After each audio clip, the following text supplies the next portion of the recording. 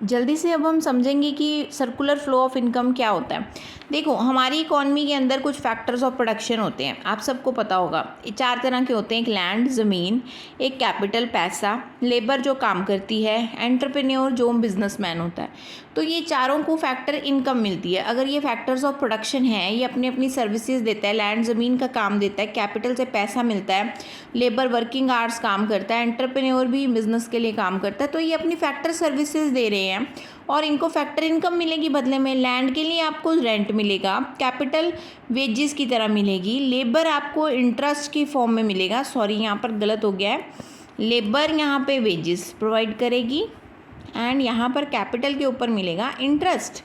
Entrepreneur को क्या मिलेगा? प्रॉफिट मिलेगा। तो हमने क्या करना है, हमने ये चीज़ें समझनी है कि ये जो फैक्टर्स ऑफ प्रोडक्शन होते हैं, ये अपनी फैक्टर सर्विसेज देते हैं और इनको बदले में मिलती है फैक्टर इनकम्स। ठीक है, ये 4 चीज़ें आपने याद रखनी है। इसी से बनता है सर्कुलर फ्लो ऑफ इनकम। मैंने आपको बोला स्टार्टिंग में कि हम कौन सी इकॉनमी पढ़ते हैं, 2 सेक्टर इकॉनमी, जिसमें 2 ही एक पार्ट्स हैं, एक हाउस होल्ड है और एक फर्म्स हैं। ठीक है, हाउस होल्ड हम लोग हैं, हम क्या करते हैं, हम में से ही कोई एंटरप्रेन्योर है, हम में से ही कोई लेबर है। ठीक है, तो फैक्टर्स ऑफ प्रोडक्शन के लिए हम फैक्टर सर्विसेज देते हैं, किसको? फर्म्स को देते हैं। और फर्म्स हमें बदले में क्या देती है? फर्म्स हमें बदले में यहाँ पर गुड्स एंड सर्विसेज बना के देती है, क्योंकि हम यहाँ पे उनको सर्विसेज देते हैं। इसके अलावा अगर आप उनको सर्विसेज देते हो तो वो आपको क्या देते हैं? इनकम देते हैं ना। और अगर आप उनको यहाँ से वो आपको गुड्स एंड सर्विसेज देते हैं तो आप उनको क्या देते हो? खर्चा देते हो गुड्स एंड सर्विसेज बनाने का, जिसको बोलते हैं कंजम्पशन एक्सपेंडिचर। तो मेरे कहने का मतलब ये है कि इस तरह से होता है सर्कुलर फ्लो ऑफ इनकम। अगर आपको क्वेश्चन पेपर के अंदर आ जाता है कि एक पर्सन का जो एक्सपेंडिचर है वो दूसरे पर्सन की इनकम है और उससे वो बना रहा है गुड्स एंड सर्विसेज।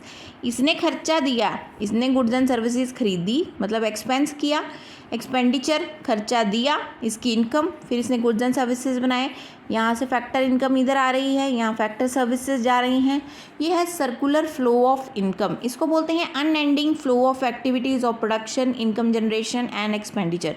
मतलब प्रोडक्शन भी चल रही है इकॉनमी में, इनकम भी जनरेट हो रही है यहाँ पर, और एक्सपेंडिचर, खर्चा भी मिल रहा है। अब यहाँ पर क्या चीज़ याद रखनी, जब भी आपने सर्कुलर फ्लो ऑफ इनकम को एक्सप्लेन करना है तो साथ में आप वहाँ पर बताएंगे कुछ अजम्पशंस कि हम 2 सेक्टर इकॉनमी पढ़ रहे हैं। ठीक है, इसके अलावा इकॉनमी में जो 2 सेक्टर्स है वो कौन कौन से हैं, फैक्टर्स ऑफ प्रोडक्शन क्या होते हैं, ये आप बताएंगे, जो अभी मैंने स्टार्टिंग में आपको बताया। ठीक है, इसके अलावा वो हमें फैक्टर सर्विसेज देते हैं, फैक्टर इनकम होती है। फिर आप ये बनाएंगे, इसको 2-3 लाइनों में एक्सप्लेन करेंगे। इसमें से कुछ मनी फ्लो होता है और कुछ होता है रियल फ्लो। अब याद रखना, जिसमें तो पैसा घूम रहा है, यहाँ पर कहीं पर पैसा घूम रहा है, कहाँ पर घूम रहा है? एक तो बेटा यहाँ पर पैसा घूम रहा है क्योंकि ये खर्चा दे रहे हैं, एक यहाँ पर पैसा घूम रहा है। 2 और 4 में पैसा घूम रहा है, इसीलिए इसको मनी फ्लो कहते हैं। जहाँ पर असली में कोई चीज़ें घूम रही हैं, सर्विसेज हैं, यहाँ पे गुड्स हैं, तो गुड्स एंड सर्विसेज यहाँ पे फ्लो कर रहे हैं, उसको बोलते हैं रियल फ्लो। तो ये वेरी वेरी इंपॉर्टेंट क्वेश्चन है, आपको याद रखना है। यहीं से आपको ये बताना चाहूँगी कि फ़्लो और स्टॉक में क्या फ़र्क होता है। स्टॉक का मतलब होता है कोई भी चीज़ जो एक पर्टिकुलर पॉइंट ऑफ टाइम पे आप मेजर करते हो कि आज के दिन तुम्हारे पास कितने पैसे हैं, अभी कितने पैसे हैं, दैट इज़ स्टॉक। पर पूरे साल में तुमने कितने पैसे जनरेट किए over a period of time, वो क्या होता है? फ़्लो। तो फ़्लो में टाइम डायमेंशन होती है और स्टॉक के अंदर टाइम डायमेंशन नहीं होती है।